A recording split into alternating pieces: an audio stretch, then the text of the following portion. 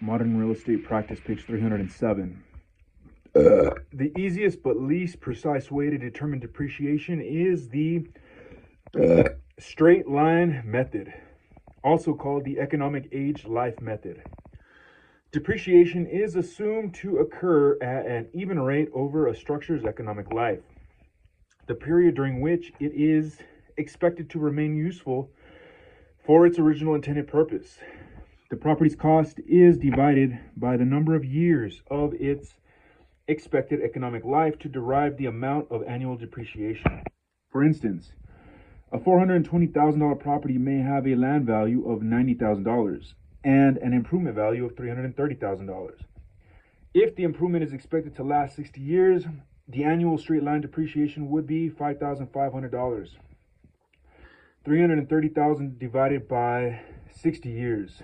Such depreciation can be calculated as an annual dollar amount or as a percentage of a property's improvements. The cost is most useful in the appraisal of newer or special purpose buildings such as schools, churches, or public buildings. Such properties are difficult to appraise using other methods because there are seldom enough local sales to use as comparables, and because the properties do not ordinarily generate income. Most of the functional obsolescence and all the external obsolescence can be evaluated only by considering the actions of buyers in the marketplace. The income approach. The income approach to value is based on the present value of the right to future income.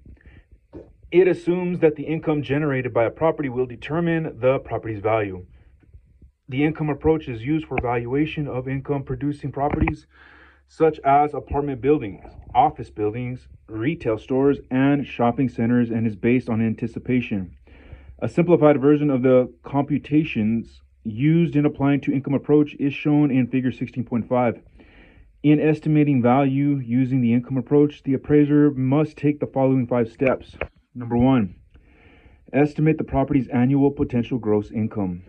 An estimate of economic retail income must be made based on market studies.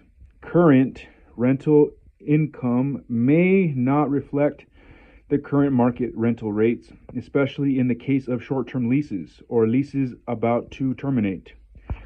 Potential income also includes income to the property from such sources as vending machines, parking fees, and laundry machines.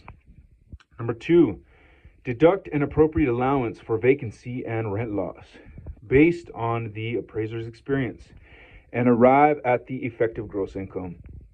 Number 3, deduct the annual operating expenses from the effective gross income to arrive at the annual net operating income, NOI.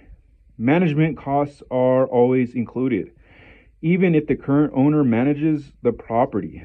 Mortgage payments, which are principal and interest, are debt service and are not considered operating expenses. Capital expenditures are not considered expenses. However, an allowance can be calculated representing the annual usage of each major capital item. Number 4, estimate the price a typical investor would pay for the income produced by this particular type and class of property. This is done by estimating the rate of return or yield that an investor will demand for the investment of capital in this type of building. This rate of return is called the capitalization rate or cap rate and is determined by comparing the relationship of net operating income with the sales price of similar properties that have sold in the current market. For example, a comparable property that is producing an